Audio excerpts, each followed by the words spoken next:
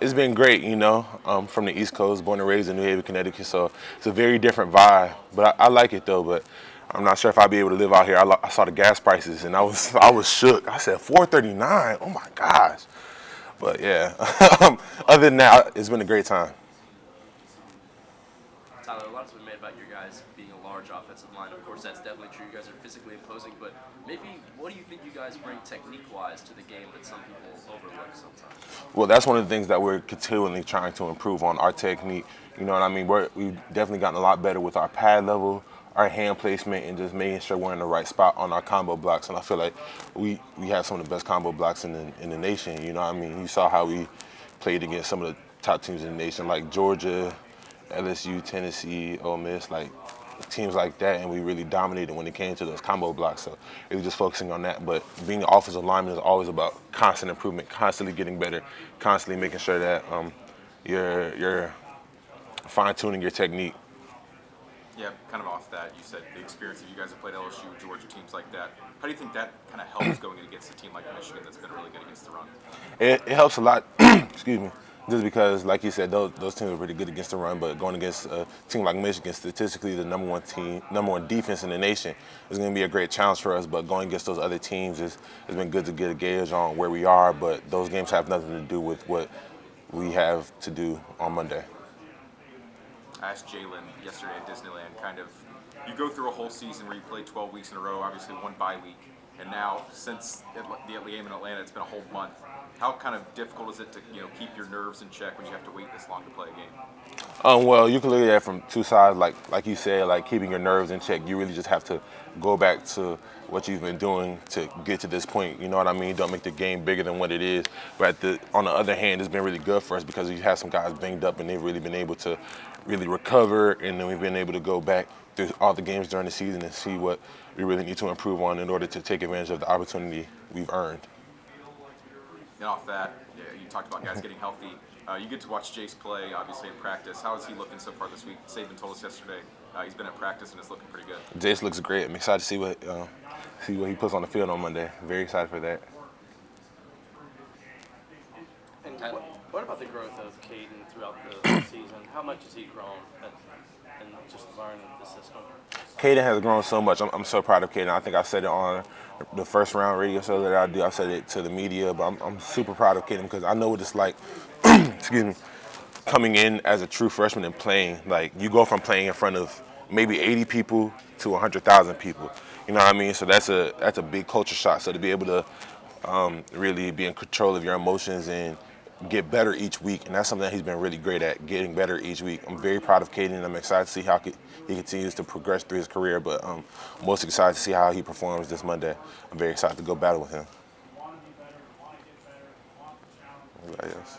I want to talk about Michigan and their size and up front, defensive front. What do you see with them, and how motivating is some of that talk about? They're a great defensive front, you know what I mean? They have great technique, they have great size, you know what I mean? They're very quick, they have great pad level, and those are all things that make for a great defensive line. And it's like that top to bottom, so we have to be on the top of our game. You know what I mean? Like I mentioned earlier, they have the number one defense statistically in the nation, and that's why you come to places like Alabama to play teams like that. We don't stray away from a challenge. We go towards it. You know what I mean? And we're just very grateful to have the opportunity to play a defense like that. Any team you've seen that looks like them this year? No.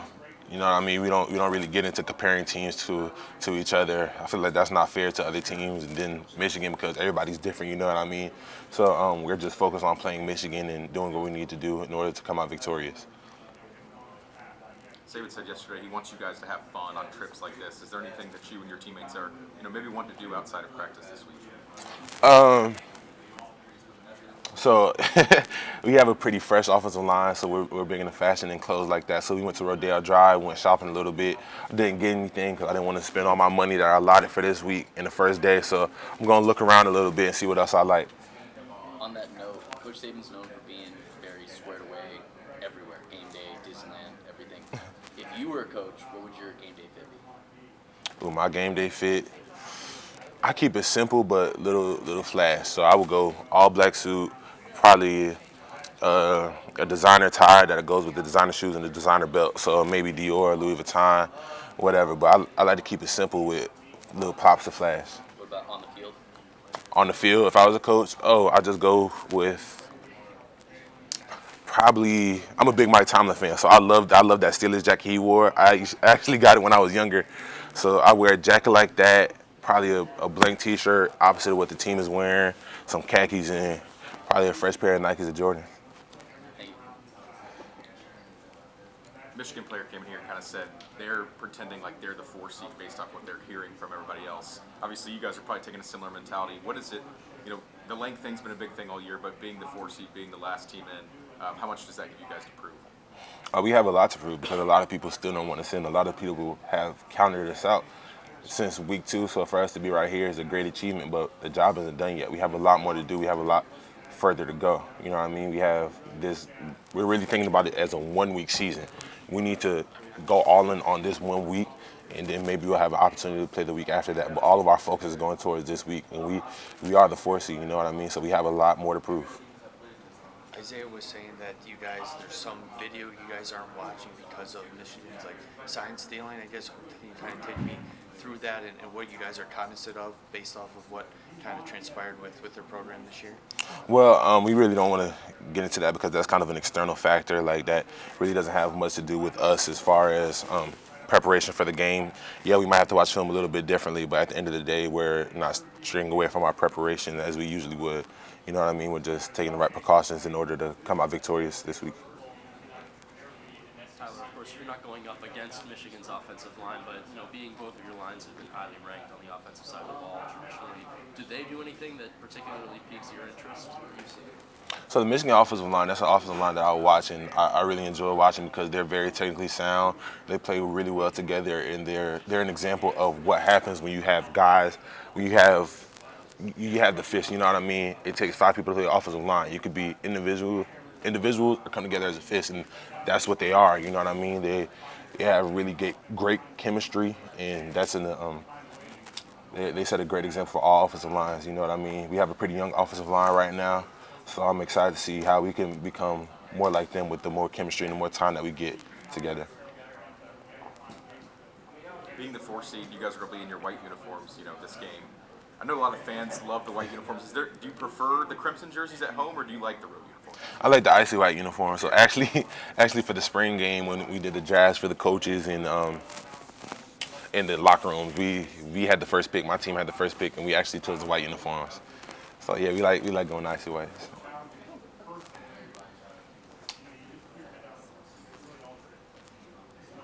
Michigan defensive line kind of known for getting tricky at times, pulling stunts, things like that.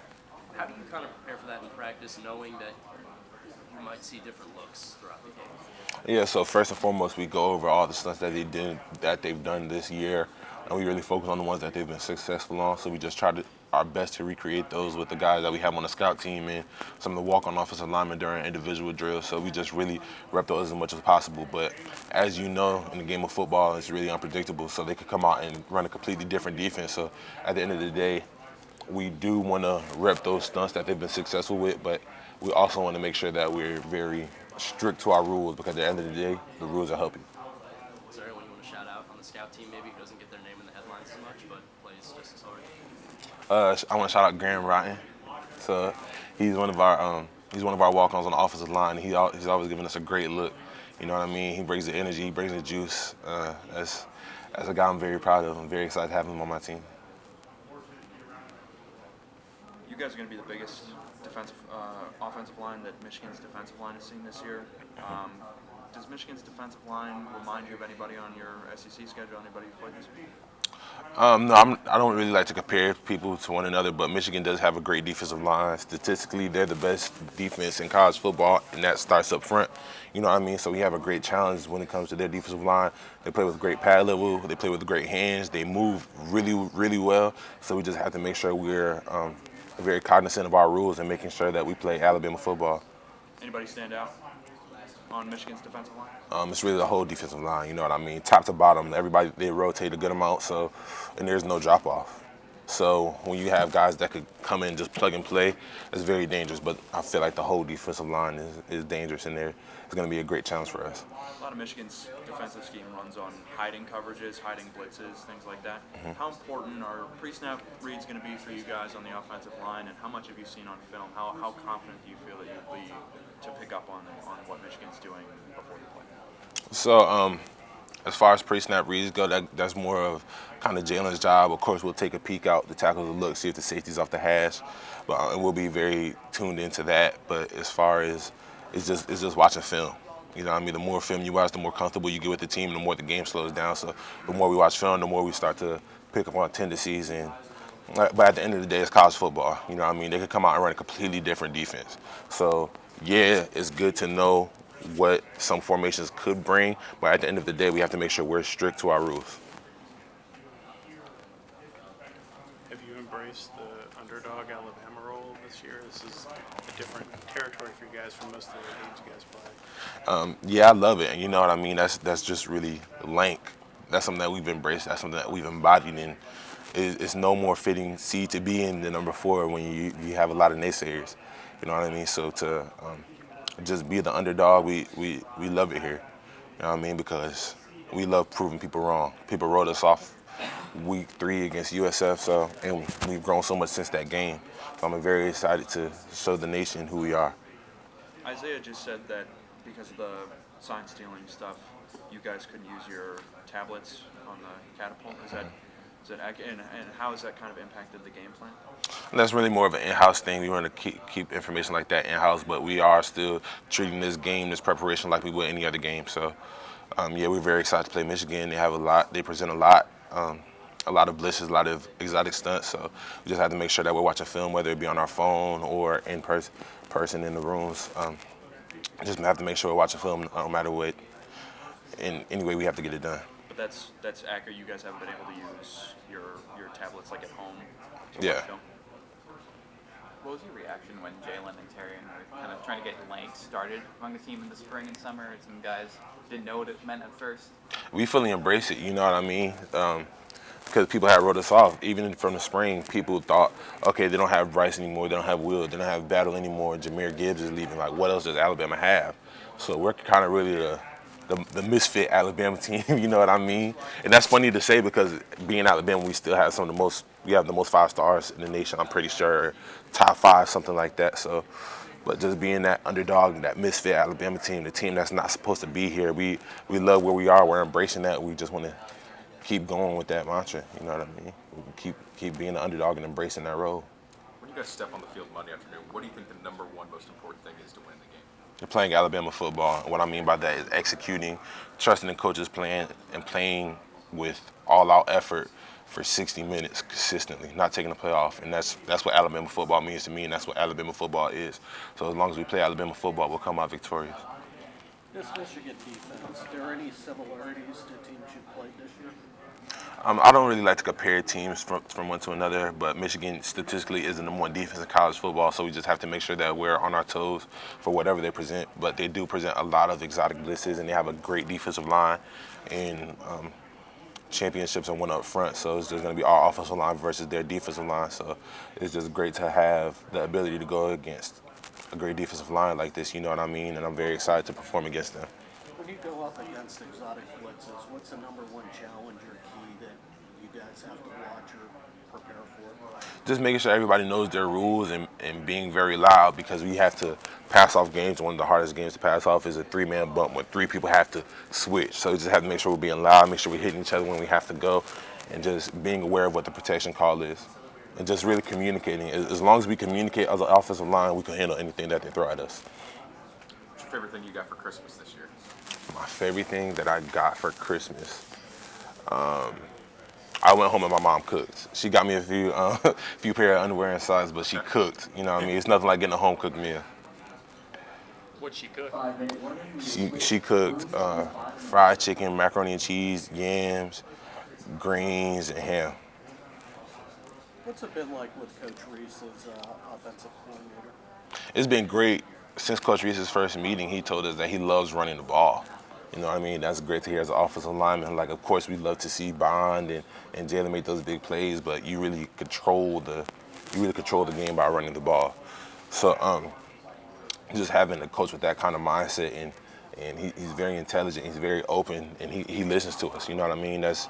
You don't really get that a lot in college football. So we'll tell coach like what runs we like, what runs we don't like, what we see on the field, and he really listens to us and he takes what we're saying into account of what he's going to call.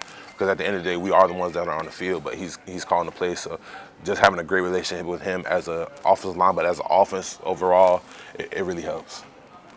Obviously, with it being a playoff, you guys are focused on that. But is there any special feeling about being part of the tradition of the Rose Bowl and being a member of that society too? Somebody that's played in that. Yeah, you know, the Bama answer would be, yeah, treat this game like it's any other. But this is the Rose Bowl. You know what I mean? This is one of the biggest football atmospheres, one of the best football atmospheres, one of the most legendary football atmospheres that you can find around the country. You know what I mean? My dad and I grew up watching the game. He's a football fanatic, and he always dreamt of me playing in the Rose Bowl. So it's me and him living out this dream this week. Is there one game from growing up that stands out to you? I think it was the Michigan State Stanford game. That was with Christian McCaffrey, right? Yep. Iowa Stanford. Yeah. Iowa with Stanford. McCaffrey. Yeah, that one. I'm sorry. That was a great one. That's one I remember. Yeah. Michigan beat Georgia drill going into the season. I guess their expectation was probably to, face Georgia at the end of the line, especially because last two national championships. How much do you feel like this season, for you guys at least, was to kind of prove that you're still the standard of college football? That's what Jalen said, that you guys are the standard of college football. Yeah, we are the standard of college football, and even though we had 2 down years previously where we are where we need to be, you know what I mean? And we just have to prove it we have to prove it this week. We have to prove it within the 60 minutes that we have earned on this Monday. So just being able to go out there and perform and send some of these guys off with a national championship ring. And nobody has come through Coach Saban's program and not left with a national championship ring. So we're really doing it for them. Yeah, Alabama obviously has had the fear factor, intimidation factor for all those years. Do you feel like people are kind of doubting that, I guess, after the loss to Texas and then maybe USF game, that you guys were still kind of the team that still kind of invited that fear, that kind of intimidation? They can doubt it if they want to, but at the end of the day, they still have to play us. Like Lane Kiffin said, he said we thought this was the year to get them, but he was sadly mistaken. You know what I mean? We're still Alabama. We're still the standard, and we're going to show you for 60 minutes every game. Tyler, do you have a favorite Jalen Milroe story that you could share? It could either be on the field or off the field. A favorite Jalen Milroe story? I just how cool he was during the Georgia game. You know what I mean? He never got too high, too low. He was cool. And right before we went off of that last drive, I told him, I said, you got 2 minutes and 52 seconds until you're an Alabama legend. You know what I mean? Just being the number 1 team, basically at home, and in the fashion that we did, from coming back where we were from week 2 and 3 is just. I just told him that it's just the way he carries himself. Yeah, from your point of view, I mean, what's it been like to see him take this journey from the beginning of the year to now to be the confident, decisive quarterback that he is, and how that's kind of elevated the entire offense? Well, first and foremost, I'm very proud of Jalen. You know what I mean? So, just looking back at who he was back in spring ball is the same person who he is now, and that's the special part about Jalen. Jalen has been who he is now since then. He's just really improved athletically, but his attitude, his spirit, his mindset has always been 10 out of 10 and willing to do whatever it takes to help this team win. So I'm just very excited for Jalen to be reaping the benefits that he's sown. How much do the players, the alumni that come back, kind of emphasize like this is the standard to you guys? I mean, and that's what's kind of kept Alabama kind of at that top level, is the fact that you have all these former players that have recently played in Coach Saban's system and everything that have come back and kind of emphasized to the current guys that, like, hey, this is the way we play. Yeah, so with some of the former players that we come in contact with the most are Denzel Duval, Josh Chapman, HaHa Clinton Dix. So those guys really enforce the standard to us, and they tell us stories about the quote-unquote old Bama. You know, we love hearing those stories, but at the end of the day, they're just really enforcing the standard to us, what they've been through, and really just appreciating them for who they are and what they've done, because they've really laid the groundwork for us to be where we are today. What do you associate Old Bama with? Last question. Last one, Tyler. What do I associate old Bama with? Just hard-nosed football, you know what I mean? Whatever it takes just to get it done, and I feel like we're back there now. No more questions, sir. No more questions. No more questions, sir. Let's get you on notes, sir. All right.